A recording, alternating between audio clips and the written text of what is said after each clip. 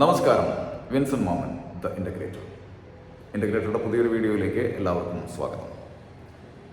ഒരു solar system install ചെയ്യാൻ ആഗ്രഹിക്കുന്ന ഒരു വ്യക്തിയാണോ, അല്ലെങ്കിൽ അതിനെക്കുറിച്ച് ചിന്തിക്കുന്ന ഒരാളാണോ നിങ്ങൾ എങ്കിൽ ഈ വീഡിയോ നിങ്ങൾക്കുള്ളതാണ്.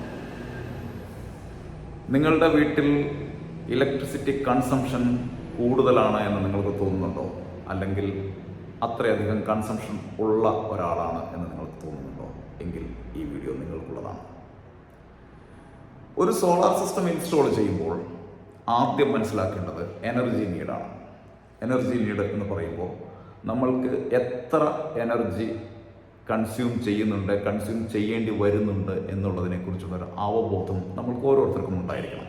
സോളാർ ഇൻസ്റ്റാൾ ചെയ്യാൻ ആഗ്രഹിക്കുന്ന ഓരോ കൺസ്യൂമർക്കും അത് വളരെ അത്യാവശ്യമാണ്. ചിലപ്പോഴൊക്കെ സംഭവിക്കുന്ന ഒരു മിസ്റ്റേക്ക് എന്ന് പറയുന്നത്, നമ്മൾക്ക് ആവശ്യമുള്ള എനർജി നീഡിനേക്കാൾ വളരെ താഴ്ന്ന കപ്പാസിറ്റിയിലുള്ള ഒരു സോളാർ സിസ്റ്റം ഇൻസ്റ്റാൾ ചെയ്യുകയും അതിൽ നിന്നും മുഴുവൻ കൺസംഷനും ഓഫ്സെറ്റ് ചെയ്ത് കിട്ടാൻ ആഗ്രഹിക്കുകയും ചെയ്യുന്ന ഒരവസ്ഥ എന്നുള്ളതാണ്. ഒരിക്കലും അങ്ങനെ സംഭവിക്കരുത്. സോളാർ സിസ്റ്റത്തിന് പ്രൊഡ്യൂസ് ചെയ്യാനുള്ള കഴിവ് എന്ന് പറയുന്നത് പരിമിതമാണ്.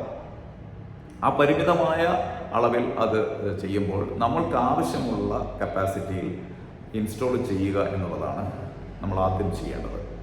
അതിന് ആദ്യം നമ്മുടെ എനർജി കൺസംഷൻ എത്രയുണ്ടെന്ന് നോക്കി അതിന് അനുസരിച്ച് കപ്പാസിറ്റി ഡിസൈൻ ചെയ്യുക എന്നതാണ് ഏറ്റവും പ്രധാനപ്പെട്ട ഒരു കാര്യം.